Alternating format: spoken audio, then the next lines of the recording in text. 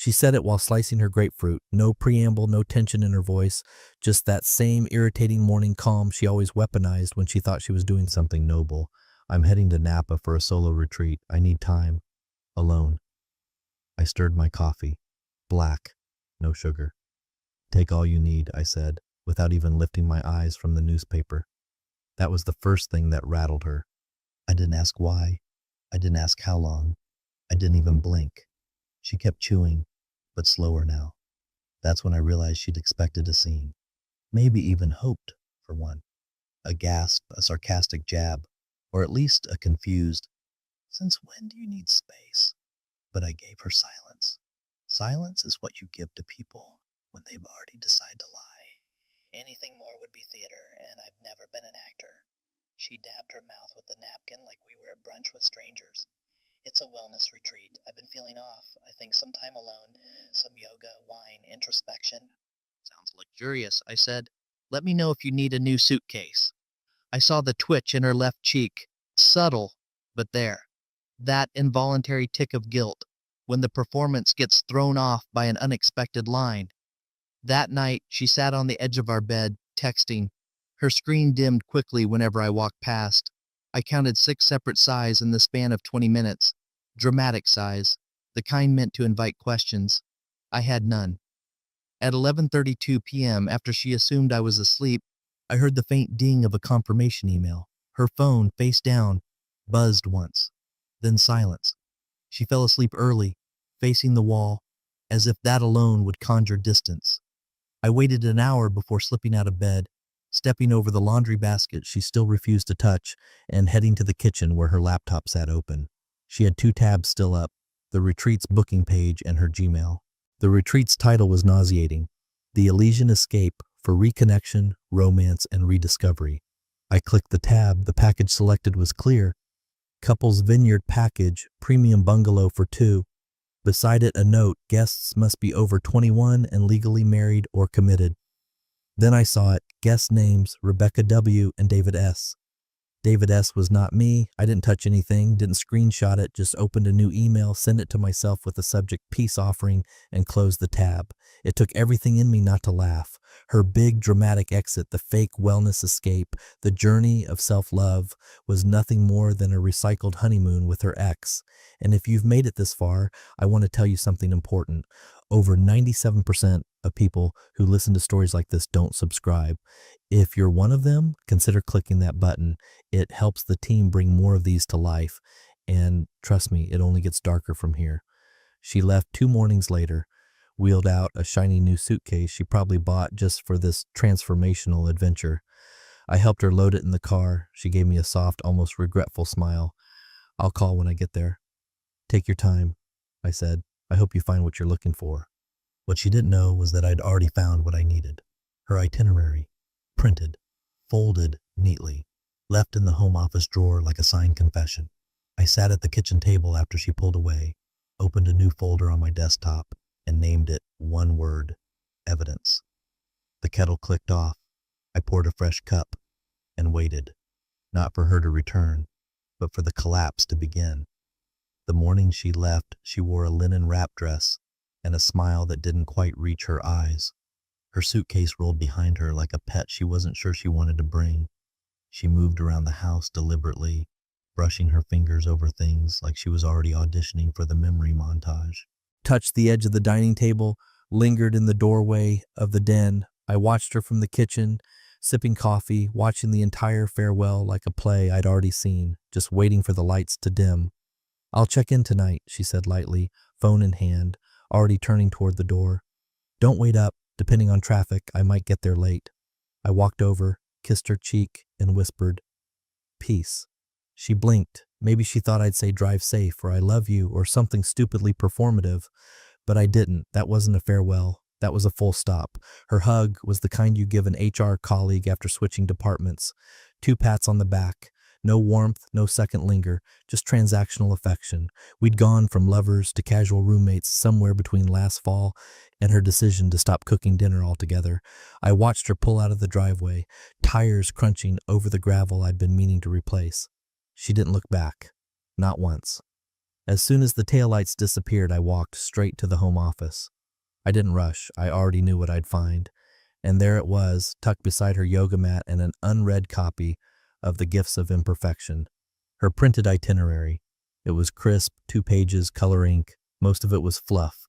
Scenic descriptions, meditation times, vineyard tour schedules. But I wasn't looking for the fluff. I was looking for the detail she probably forgot she'd included.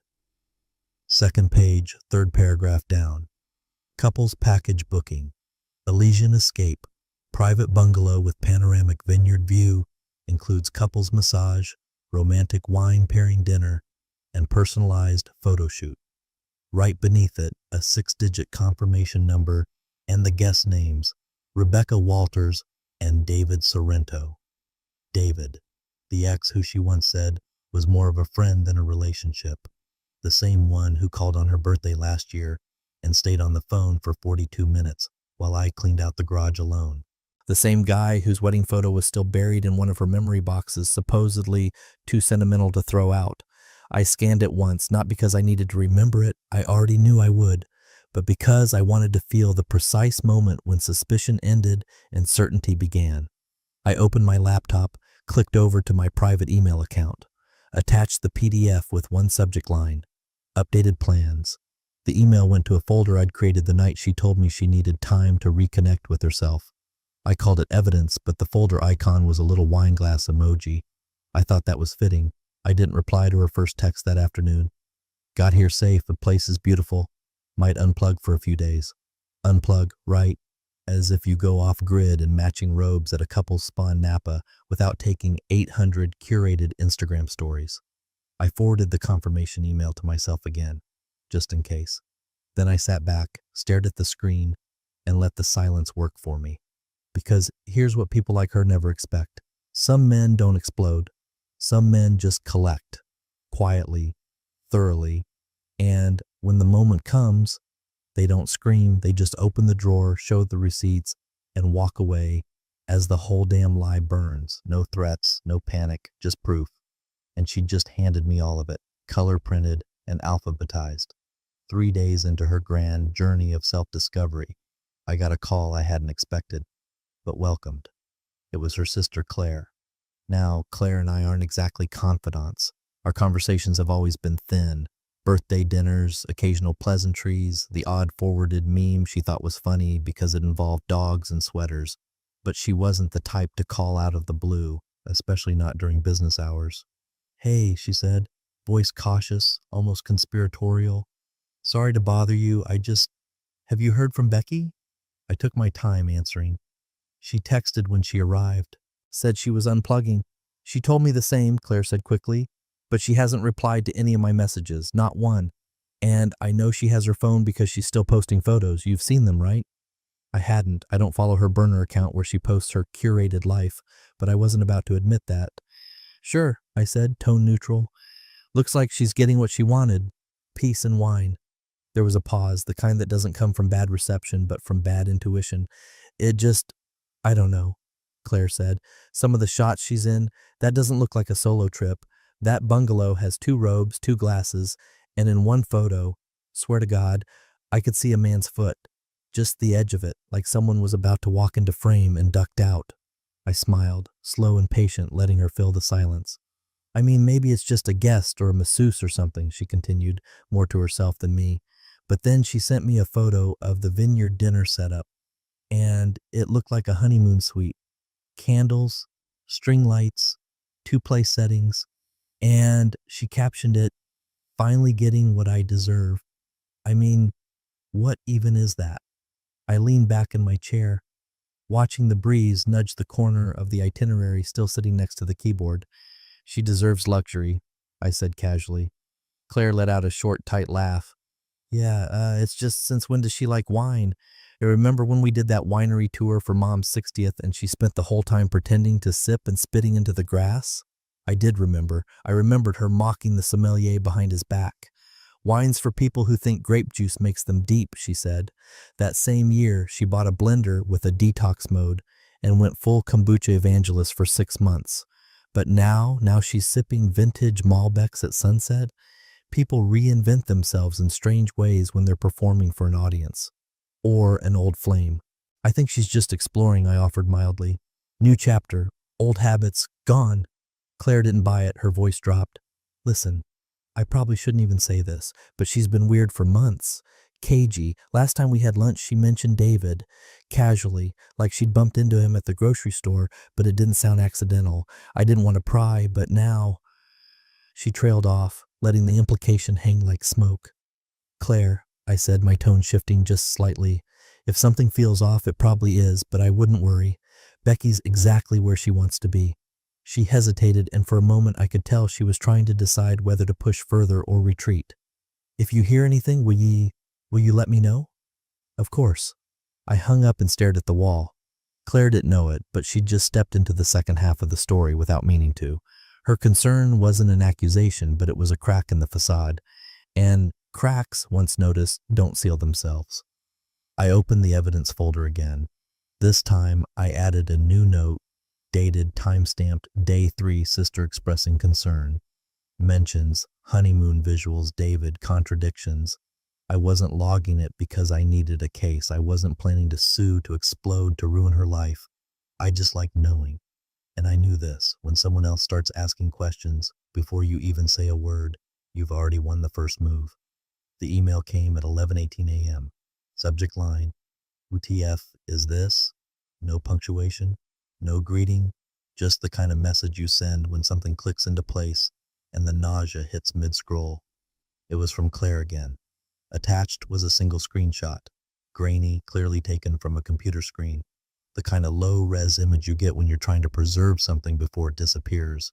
A snapshot of the vineyard's tagged Instagram gallery open in a browser. There in the fourth row was the photo. Two figures seated outdoors, backlit by the soft amber of sunset. A string of fairy lights curled around a cedar trellis overhead. In the foreground, two wine glasses raised in mid-toast. The caption read, "Sunset magic with our special guests. Elysian escape hag couples retreat, the love among the vines." The photo wasn't clear enough to identify faces without question, but it didn't need to be. The woman's silhouette, long dark hair, the soft curve of her shoulder, was unmistakable. Her smile, even slightly blurred, had the same smug angle I'd seen 100 times when she thought she was getting away with something. The man sitting across from her, his face mostly hidden by the tilt of the wine glass, was taller, lean. His hand, the one holding the stem, had a familiar watch.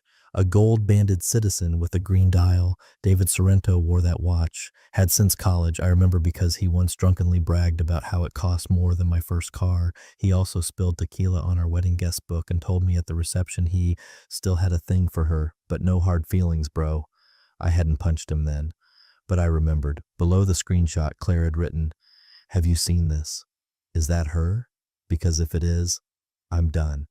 This is disgusting." I didn't write back. Instead, I went to the folder, Evidence. Opened the PDF copy of the reservation, same file I'd saved 3 nights earlier. I highlighted the line in yellow. Guests, Rebecca Walters, and David Sorrento confirmation no, VX379842N. I hit forward, sent it to Claire. No words, no subject line, just facts. 5 minutes passed before she replied. Holy shit, I knew something was off, but she told me this was about healing. She said she needed to reconnect with her soul. I didn't think her soul had a penis.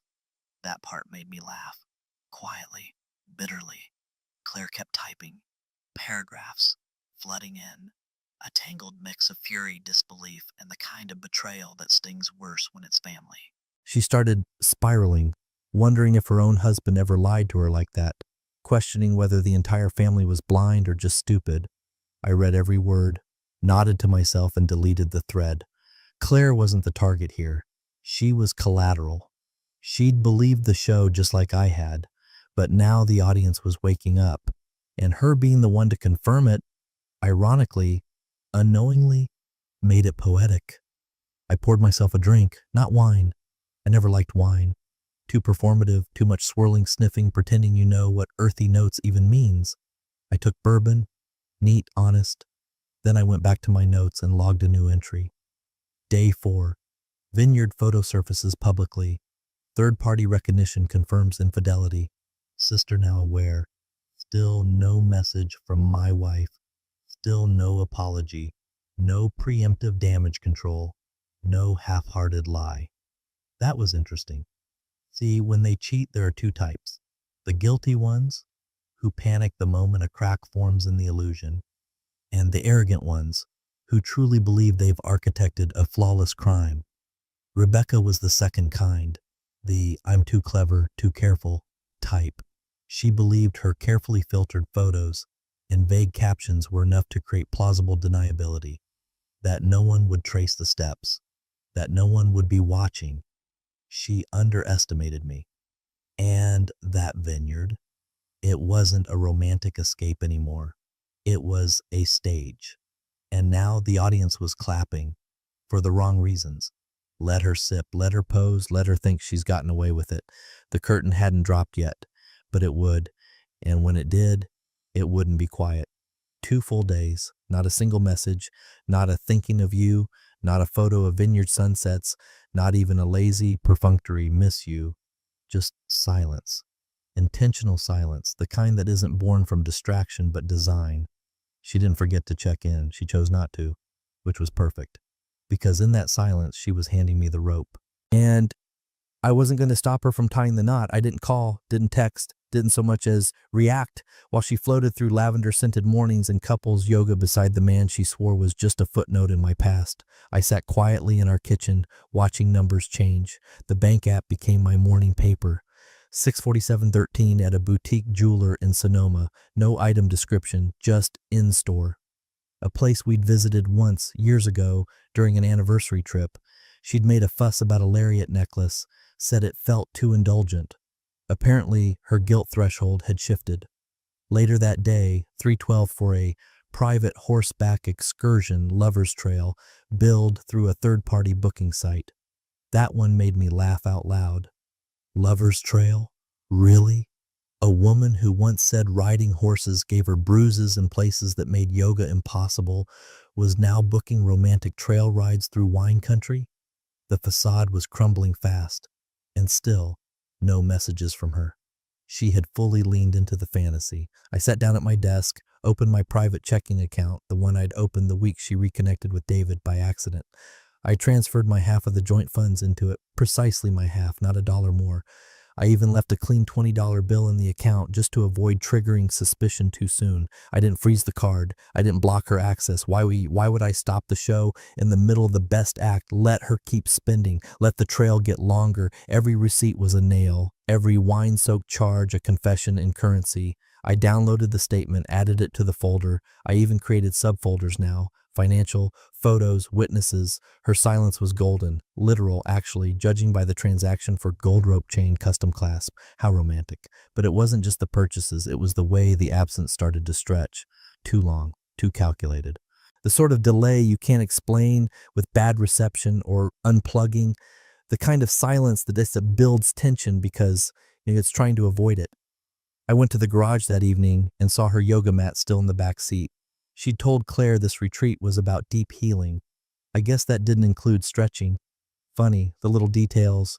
A woman who built her life around appearances had left so many things behind. Her daily planner, her vitamins, even the necklace she wore when she needed a boost of confidence energy. None of it made the cut. But that watch, the one David wore in that vineyard photo, that had made the cut. I poured a bourbon, didn't turn on the TV, just sat there and listened to the silence like it was music. Every hour she didn't reach out was another page in the ledger, a cleaner alibi for me, a dirtier one for her. She thought she was slipping away quietly. She didn't realize I was behind her the whole time taking notes, and I wasn't angry. That's the part people don't understand.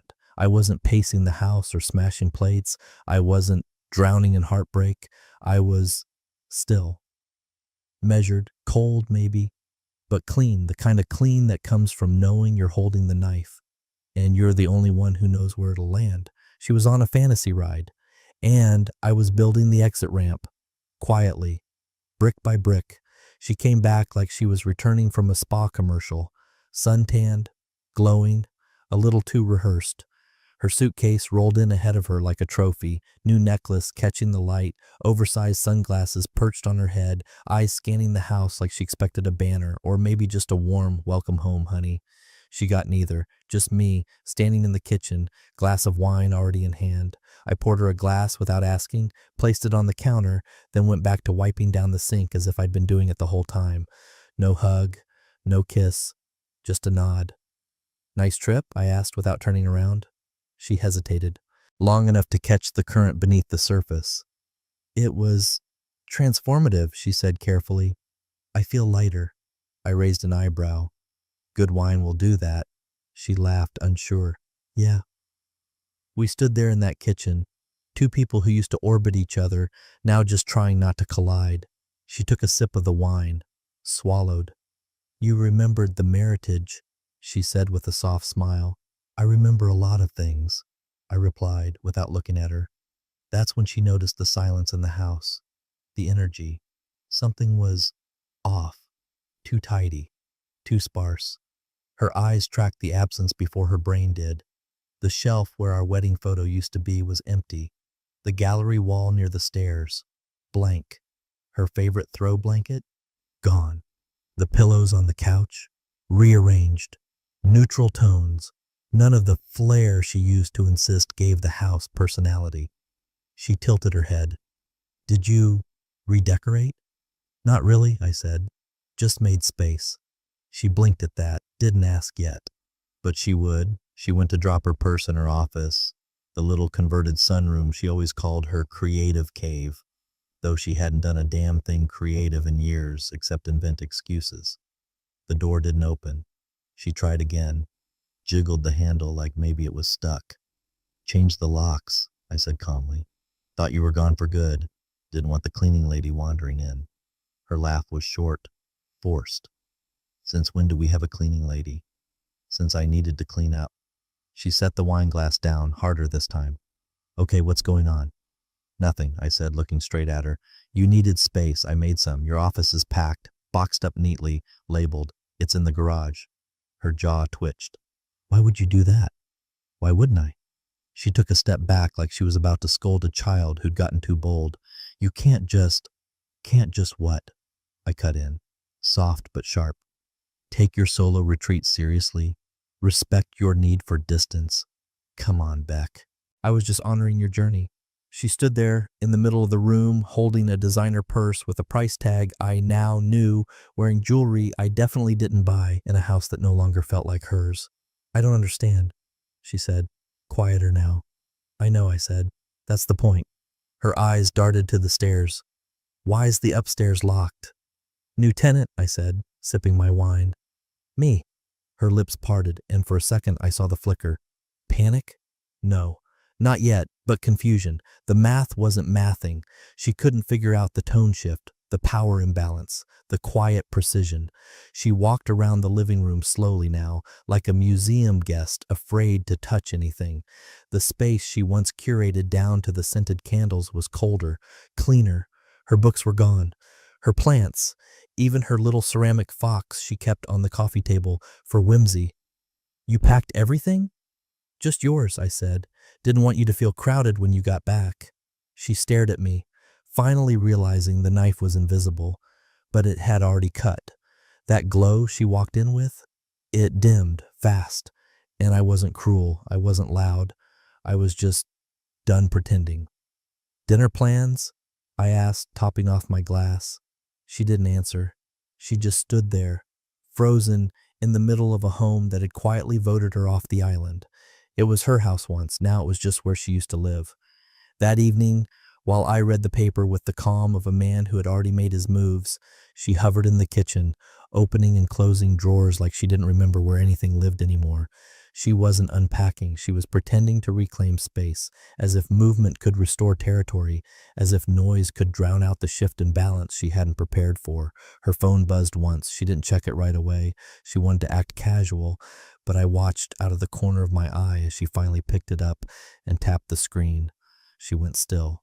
Her breath stalled in her throat just for a moment, but long enough for me to know something had landed. Then came the second buzz, an email forward arriving from Claire. And that's when her whole posture changed. She turned away from me, walking into the hallway like I hadn't noticed her pupils dilate or the sudden, shallow breathing. But I kept reading the article in front of me. Something about local zoning changes. Fascinating stuff. In the reflection of the framed print by the stairs, I could see her reading the message. Her lips moved slightly, reading it under her breath. I already knew what it said. I'd read it myself 3 hours earlier when Claire forwarded it to me, before she sent it to Rebecca. It was a short email from the vineyard. Polite. Too polite. The kind of courteous knife you don't even feel slide in until you're bleeding. Subject: reservation, confirmation, follow-up. From reservations at Elysian Vineyards. Com. To rebecca.walters@gmail.com. Dear Ms. Walters, we hope you and Mr. Sorrento enjoyed your stay with us during the Elysian Escape Couples Retreat. For future reservations, please ensure that guest names accurately reflect legal status, as this allows us to prepare appropriate accommodations and documentation. Thank you for choosing Elysian Vineyards for your shared experience. Warm regards, the Elysian team. She didn't breathe for a solid 10 seconds. I counted. Her fingers tapped the screen like she was double-checking, rereading, searching for a loophole in tone or phrasing. Something to suggest it wasn't as obvious as it sounded. But it was Mr. Sorrento, couples retreat, legal status. The email wasn't angry, it wasn't even accusatory. It was worse, indifferent. It didn't care who she was or what she lied about. It just assumed that the man she brought, the man she registered as husband, was exactly that. And now, thanks to Claire, the assumption was public, at least within the family. She knew what that meant. If Claire had sent it, then Claire had read it, which meant her parents would know soon, which meant the cover story, the solo healing trip, the reconnecting with herself, the spa-filtered Instagram captions, was now stripped down to one line. She went to Napa with her ex and called him her husband. She reappeared in the doorway a minute later, pale now under the leftover tan. She didn't meet my eyes, just walked to the fridge, opened it, closed it again. No reason, no purpose. I turned a page of the paper slowly. She opened her mouth like she was going to say something, then stopped. You could almost hear the internal strategy session happening behind her eyes. Deny, spin, distract, cry. She chose silence. And that was the smartest thing she could have done, because anything she said at that moment would have confirmed what we both already knew, and she wasn't ready to say it out loud yet, but her hands betrayed her. They shook slightly as she poured water into a glass. She missed the rim and spilled a little. Didn't wipe it up. I closed the paper, folded it neatly, and set it on the table. Anything interesting in your inbox? Her voice caught in her throat, but she pushed out something, barely above a whisper. Just spam. I smiled faintly. Seems like some of it might be worth reading. She looked at me then. Really looked. Not with fury, not with shame. With dread.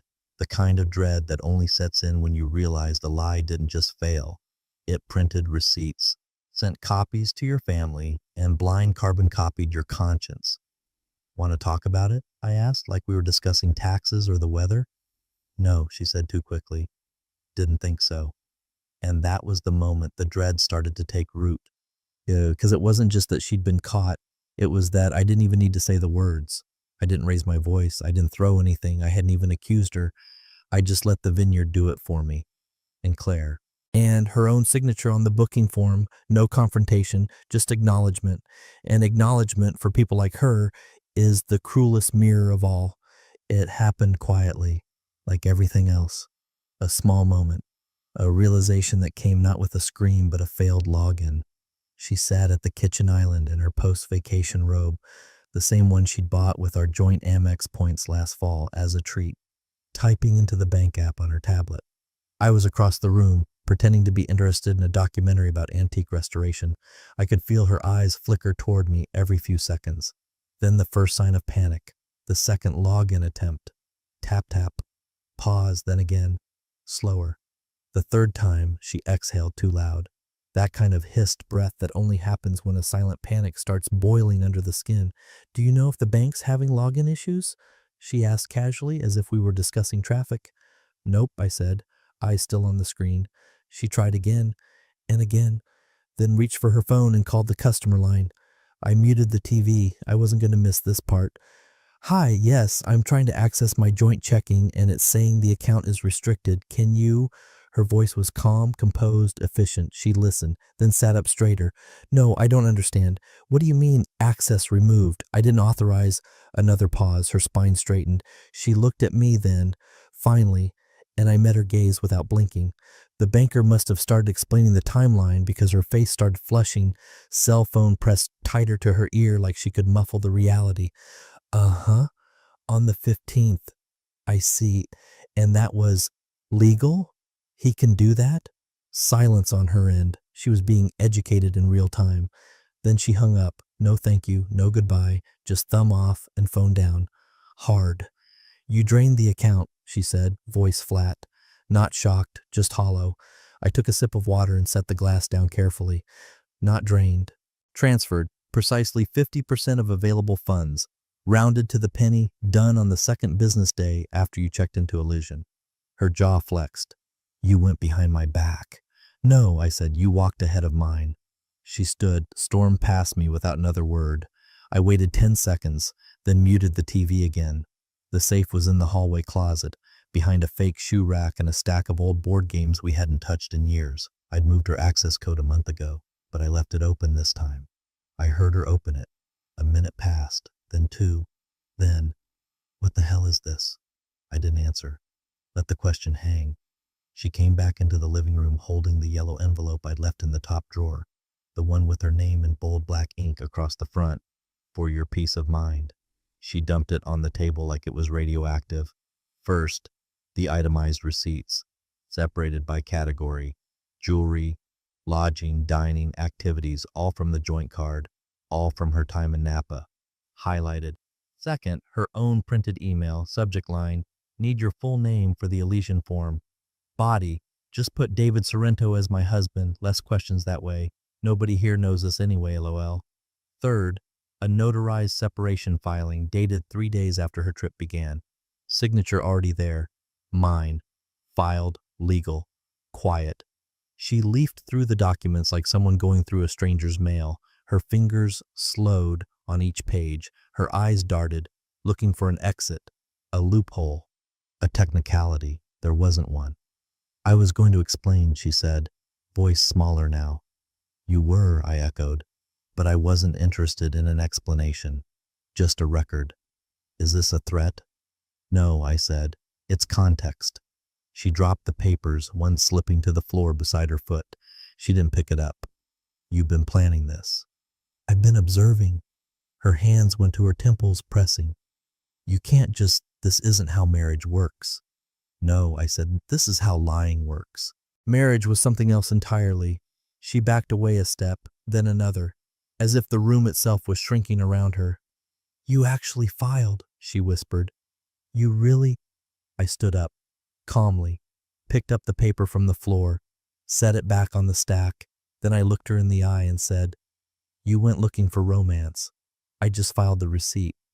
And for the first time since she'd come home, she didn't have a response. Not a word, not a breath. Only the silence that comes when the curtain drops and the actress realizes the spotlight has never once been on her. By Sunday night, she was pacing the backyard like it was a crime scene, barefoot, phone clutched so tight her knuckles went pale.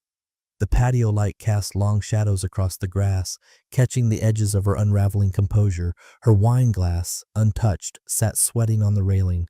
She was on her 6th attempt, maybe 7th. Same number, same voicemail, no callback. David wasn't answering. That alone should have sent the message. But she kept trying, tone shifting from casual to curt to pleading. I heard snippets from the open window. Hey, just wanted to talk. Please, can we just... I need to understand what's going on. Call me back. This is serious.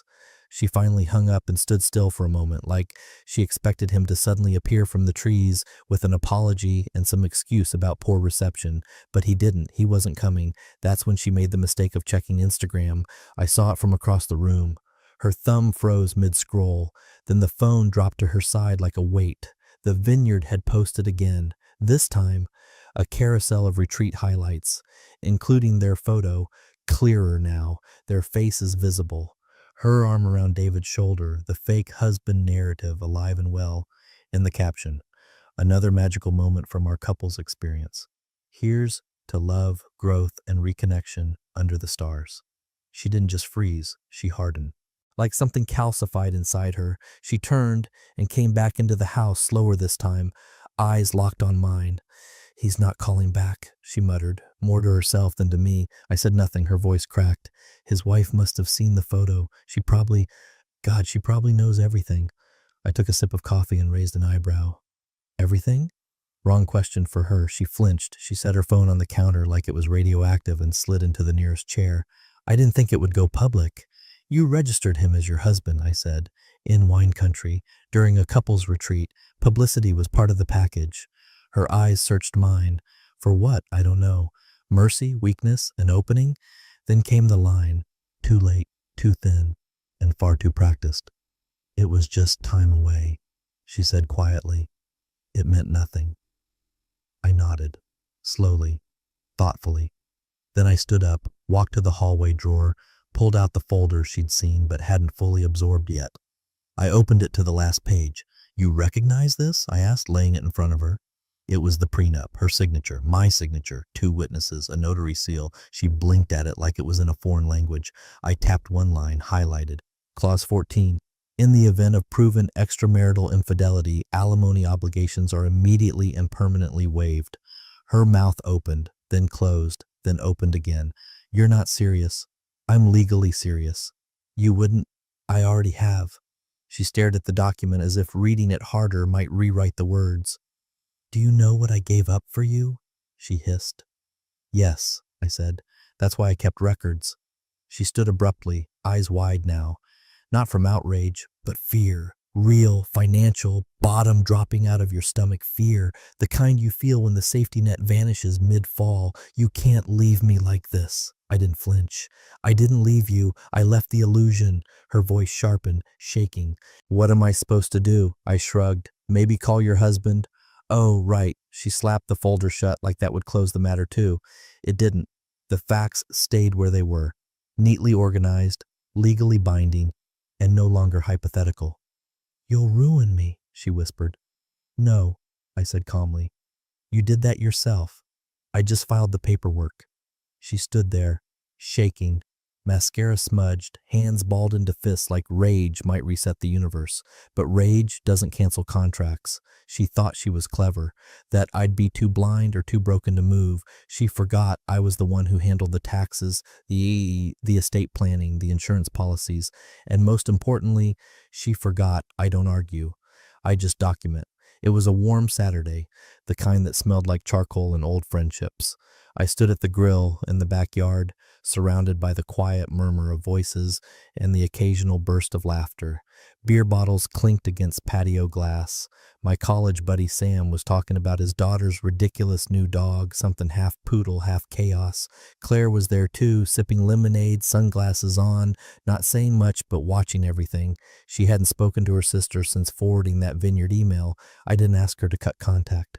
Some fractures just don't need pushing. The sound of the grill crackling was oddly meditative. I flipped a steak, turned a skewer, and let the smoke rise like incense for a new chapter. Then I felt it. That shift in atmosphere. That tiny vacuum that opens when someone who doesn't belong tries to step back into the center of the story. I didn't look at first. I let her stand there. She dressed carefully, light makeup, breezy sundress, flats instead of heels, to appear more grounded. But there was nothing grounded about the way her hands clutched each other in front of her, like she was holding on to something that had already slipped away. Hi, she said. A few heads turned, not mine, not yet. Can we talk? I turned, tongs in hand, and raised an eyebrow. She gestured slightly toward the side of the yard. Privately, I glanced around at my friends, people who knew enough to stay silent but not enough to pretend this wasn't the best live performance of the afternoon. The wine in Claire's glass barely rippled, but she didn't look away. I reached under the table, uncorked the bottle I'd been saving, Napa's finest, no irony spared, and poured her a glass. held it out to her. She took it like it was communion, her fingers wrapped around the stem too tightly, knuckles whitening. "I've been thinking," she began. Her voice was rehearsed, soft, just the right amount of vulnerable. "I messed up. I know that." I nodded once. No reaction, just letting her hear her own echo. She swallowed. "I miss us, the way things used to be. I think we can fix this. If we both—" I cut her off, not with volume, but with quiet finality. "You went looking for space," I said, my voice even. "I filled it." She blinked. "What does that mean?" "It means I made use of the room you created. I adjusted, moved forward, cleaned the walls, rented out the upstairs." "You're not serious," she whispered. I stepped past her toward the grill and said it again, clearer this time. "I filled it." The silence that followed wasn't empty. It was aware, a silence heavy with the sound of the last door closing. She stood there, holding the glass of wine she'd once dreamed about sipping beside David in Napa. But there was no vineyard here, no fairy lights, no photographers capturing the moment. Just smoke, laughter, and people who didn't need her anymore. Her fingers trembled, the wine sloshed. She opened her mouth again, then stopped. There was nothing left to say, and I didn't need to say more.